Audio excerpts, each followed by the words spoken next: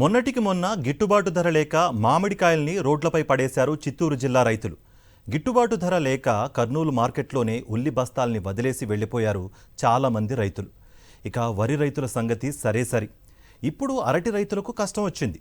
కష్టపడి పండించిన పంటకు గిట్టుబాటు ధర లేకపోవడంతో తన చేతులతో తానే పంటను ధ్వంసం చేసుకుంటున్నాడు అరటి రైతు. ఇదంతా చంద్రబాబు పరిపాలనా మహత్యం. నిన్నటికి నిన్న కడప జిల్లాలో అరటి రైతుల కష్టాలు చూశాం. ఇప్పుడు నంద్యాల జిల్లాలో అరటి రైతుల దయనీయ స్థితి ఎలా ఉందో చూద్దాం. పంట పండిన తరువాత అరటి చెట్లను నరికేయడం సహజం. కానీ పండిన పంటను కోయకుండానే మార్కెట్కు తరలించకుండానే ఇలా చెట్లు కొట్టేస్తున్నాడు ఈ రైతు. పంట కోసి మార్కెట్కు తీసుకెళ్తే ఏం లాభం? డీజిల్ ఖర్చులు కూడా రావనేది ఈ రైతు మాట.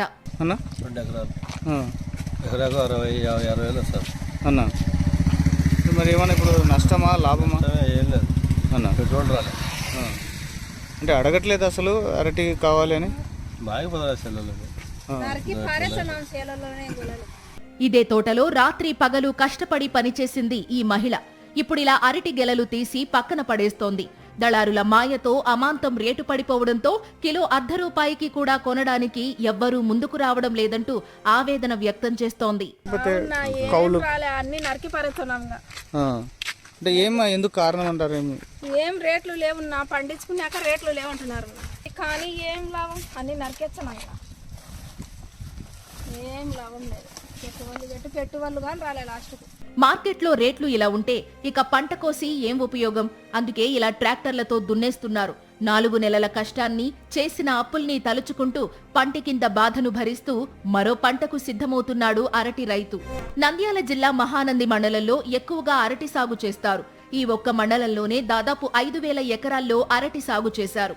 ఇక్కడ పండించే అరటికి మంచి గుర్తింపు ఉంది. పలు రాష్ట్రాలతో పాటు విదేశాలకు ఇక్కడి అరటిని ఎగుమతి చేస్తారు. సుగంధం, చక్కెరకేళి, కర్పూరం వంటి రకాల అరటిని ఇక్కడ ఎక్కువగా సాగు చేస్తుంటారు. ఈ ఏడాది మాత్రం రైతులకు అరటి కలిసి రాలేదు. ప్రభుత్వం చొరవ తీసుకోకపోవడం, దళారుల మార్కెట్ మాయాజాలంతో అరటి రైతులు లవ్వోదిబ్బోమంటున్నారు. మాకు చాలా నష్టం వచ్చింది. అది కాక అంతా అంటి తోట నమ్ముకొని నాటుకున్నాము. ఎప్పుడు ఇంత నష్టం రాలేదు. మేమే కాదు, ప్రతి ఒక్క రైతు అంటి తోట నాటుకుని ప్రతి ఒక్క రైతు నష్టపోయినాడు. చాలా బాధపడుతున్నారు. ఆ నష్టాలు కష్టాలు భరించలేకున్నారు. చాలా మంది రైతులు కూడా సూసైడ్ చేసుకుంటారు కొన్నాళ్ళు తొందరగా. నాకు తెలిసి చాలా నష్టాలు వచ్చినాయి. మామూలుగా మేము కౌలు రైతులమే, మామూలుగా యజమానులకే నష్టం వచ్చింది. కౌలు రైతుల పరిస్థితి ఎట్టుంటుంది చూడండి. చాలా ప్రాంతాల్లో అరటి కొంతకాలం వరకు మాత్రమే సాగు చేస్తారు. ఎందుకంటే కొన్ని నెలల్లో మాత్రమే నీటి లభ్యత ఉంటుంది. మహానంది మండలంలో మాత్రం ఏళ్లుగా అరటి పంటనే పండిస్తున్నారు. ఇక్కడి రైతుల ప్రధాన పంట ఇదే. అటువంటి అరటి రైతుకు చంద్రబాబు పాలనలో పెద్ద కష్టం వచ్చింది. వేలకు వేలు పెట్టుబడి పెట్టిన అరటికి గిట్టుబాటు ధర లేకపోవడంతో రైతు కన్నీరు పెడుతున్నాడు. నాకు 50 సంవత్సరాలు, ఈ 50 సంవత్సరాలు 30 సంవత్సరాల పైన నేను వ్యవసాయంలోకి వచ్చి ఇంతవరకు ఇప్పుడు కూడా ఇంత దారుణమైన మార్కెట్ని మేము చూడలేదు. ఒక ఎకరానికి 900 మొక్క పడితే ప్రతి మొక్కకు వచ్చేసి మాకు ₹150 ఖర్చు వస్తుంది. కౌలు కానీ ఏదన్నా కానీ చేతికి ₹60 కూడా చేతికి రావట్లేదు రైతుకి. చాలా మంది దగ్గర 2 ఎకరాలు 3 ఎకరాలు ఉన్న రైతులు అసలు పొలంలోనే వదిలేస్తున్నారు వాళ్ళు చేతకాక. మహానంది మండలంలో ఈ ఏడాది భారీ వర్షాలు, తుఫాన్ల ధాటికి అరటి రైతులు చాలా నష్టాలు చవిచూశారు. వాటికి ఎలాంటి పంట నష్టం అందలేదు. మిగిలిన అరకొర పంటనైనా అమ్ముకుందామంటే ఇప్పుడు గిట్టుబాటు ధర లేదు.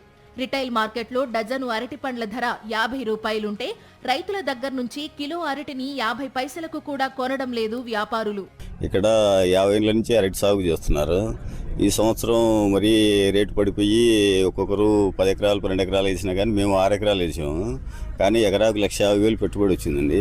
కనీసం 20,000 30,000 వచ్చే పరిస్థితి కూడా లేదు. ఇంతకుముందు పోయిన జూన్లో తోటలు పడిపోయినాయండి మొత్తం. అసలు దానికి ఇప్పటికీ పరిహారం అందలేదు.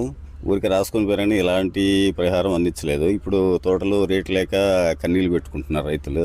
దీంతో కష్టపడి పండించిన పంటను ఏం చెయ్యాలో అర్థం కాక పొలంలోనే వదిలేస్తున్నామని రైతులు ఆవేదన వ్యక్తం చేస్తున్నారు. ఓవైపు రాష్ట్ర వ్యాప్తంగా అరటి రైతులు ఇన్ని ఇబ్బందులు పడుతుంటే ప్రభుత్వం మాత్రం ఇంకా కళ్లు తెరవడం లేదు. రైతుల్ని పట్టించుకున్న పాపాన పోలేదు.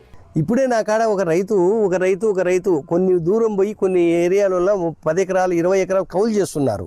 వాళ్ళు ఏం చేయాలంటే ఇంకా అక్కడ అప్పులు చేస్తారు. అప్పులు చేసి ఇక్కడికి వస్తారు. ఇక్కడ అప్పులు చేసి అక్కడ పోతారు. ఆడ ఈడ కాకుండా ప్రాణం తీసుకుంటారు. లేదంటే ఊర్లు ఇచ్చిపెట్టి పోతారు. మీరు ఎన్ని ఎకరాలు వేశారు? ఏంటి పరిస్థితి? మేము 6 ఎకరాలు వేసాం సార్. మాకు కూడా ఎకరాకు 1 లక్ష రూపాయలు లాస్ అయింది. రైతన్నా మీకోసం అంటూ కూటమి ప్రభుత్వం ప్రచారానికి మాత్రమే పరిమితమైంది. ఎల్లో మీడియాలో ఘనంగా కథనాలు ప్రకటనలు ఇచ్చుకుంటోంది. అంతే తప్ప క్షేత్రస్థాయిలో రైతులకు చేసిందేం లేదు.